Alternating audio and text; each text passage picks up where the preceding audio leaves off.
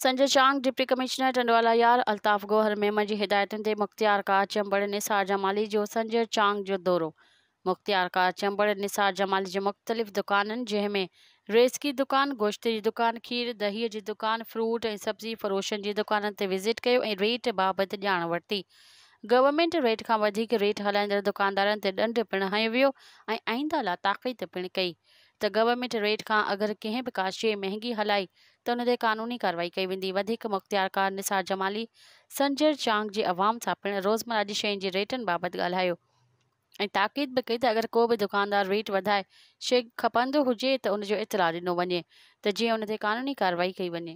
मज़ीद ख़बरनि ऐं तफ़सीलात लाइ विज़िट कयो असांजी वेबसाइट www.awamiNewsHD.com ऐं ॾिसंदा रहो अवामी न्यूज़ HD।